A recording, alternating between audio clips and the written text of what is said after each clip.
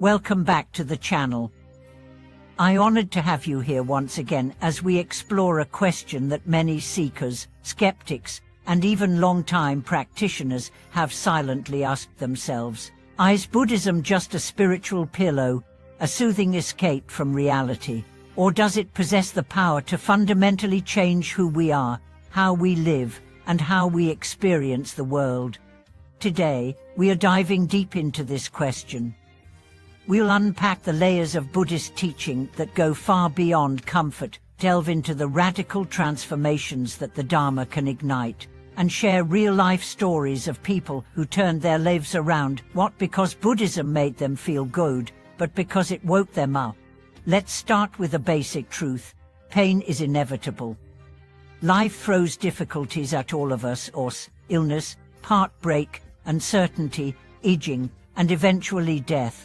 The world offers temporary relief in the form of distractions, entertainment, or shallow advice.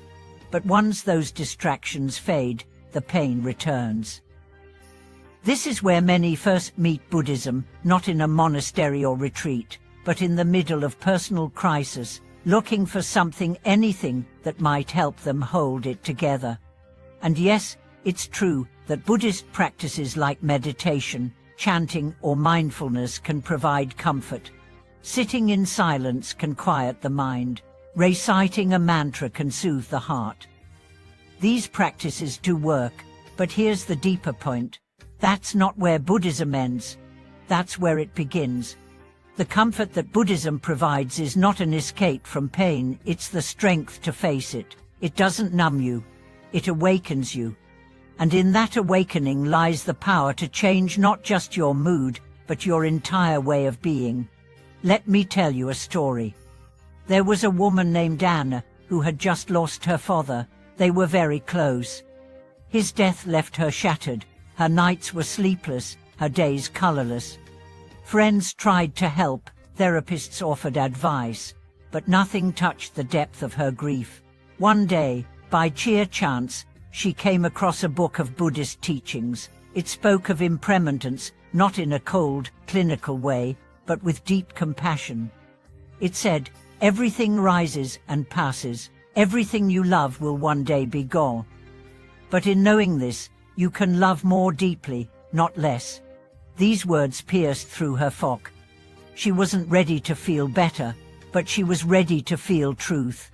She kept reading. She learned about the Four Noble Truths: that suffering exists, that it has a cause, that it can end, and that there's a path to that end.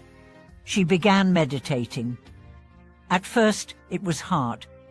Her mind wandered, her emotions overwhelmed her. But she stayed with it. She breathed through her tears. She sat with her sorrow, and slowly, something shifted. Her grief didn't vanish, but it stopped controlling her. She began to see her pain not as a curse, but as a doorway. This is the essence of Buddhist transformation. The Buddha didn't teach to make people feel better. He taught to wake them up, to see clearly, to live with awareness, to understand the nature of suffering and its root: attachment, ignorance, craving, and then to walk a path that leads to the cessation of suffering. This path, the Noble Eightfold Path, is not a list of platitudes. It's a radical reorientation of how we live. It asks us to live ethically, to speak truthfully, to act with compassion, to earn our living in a way that causes no harm. It asks us to be mindful of our thoughts, our words, our actions. It asks us to commit to deep inner work, not just for our own peace, but for the peace of all beings. Let's be honest, that's not always comfortable. It's often deeply uncomfortable. It means facing parts of ourselves we've spent years avoiding. It means recognizing our selfishness, our reactivity, our fears, our illusions. It means tearing down the ego structures we've built to protect ourselves and stepping into the raw, open truth of the moment. And yet, this is where real transformation begins. I've seen this again and again in my own journey and in the lives of others. A man struggling with rage who, through mindfulness, learns to see his anger rising before it explodes, and chooses silence instead. A woman consumed by anxiety who learns, through meditation, to anchor herself in the breath and finds peace she never thought possible. A teenager battling depression who, through Dharma study, begins to see that his thoughts are not facts and that he is not his pain. These are not abstract ideas. They are live truths. And here's the paradox. When we stop trying to feel better and start trying to see clearly, we actually begin to feel better, not because our problems vanish, but because our relationship to them changes. We stop fighting life. We start flowing with it.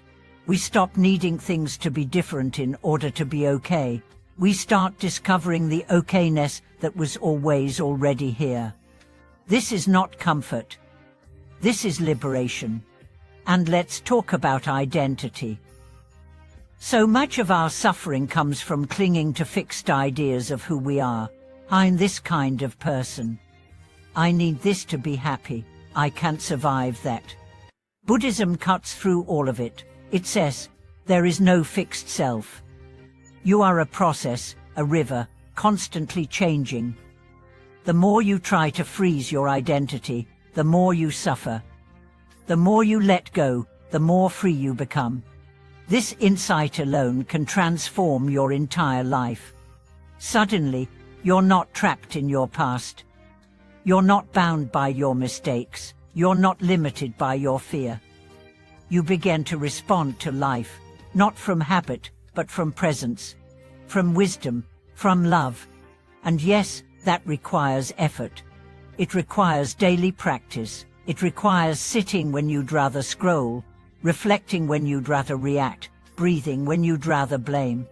But every time you do it, you chip away at the illusion that you are separate, isolated, incomplete. You begin to feel what the Buddha called unshakable peace. Let me ask you this.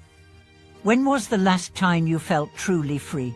Not because things were going well, but because you were at peace with whatever was happening. That's the freedom Buddhism points to. Not freedom from pain, but freedom within it. Not freedom from the world, but freedom in the world. And that kind of freedom changes everything. It changes how you work. You stop chasing success for validation. You start working with integrity, with purpose. It changes how you love. You stop needing others to complete you. You start loving them for who they are. It changes how you suffer. You stop asking a why me and start asking, what can this teach me? And it changes how you live. You stop sleepwalking through your days. You start waking up, fully, fierce-lie, tender-lie. So, is Buddhism just spiritual comfort? Absolutely not. It is spiritual fire. It burns away illusion. It burns away ego. It burns away fear. And what remains is something unshakable, something radiant, something real. It's not always easy, but it is always worth it. And if you're listening to this and feeling unsure, uncertain whether you can walk this path, let me tell you, you already are. Every time you pause to breathe, every time you choose awareness over autopilot, every time you question your patterns instead of just repeating them, you are walking the path. You are transforming, not through magic, but through presence. And you are not alone. Thank you so much for watching this video. If these reflections have stirred something in you, I invite you to share your thoughts in the comments. What has Buddhism given you? Comfort, clarity, transformation. Let's keep this conversation alive. And if you found meaning in today's message, please like, subscribe, and support our channel. Until next time, may your heart be steady, your path be clear, and your life be a living expression of truth.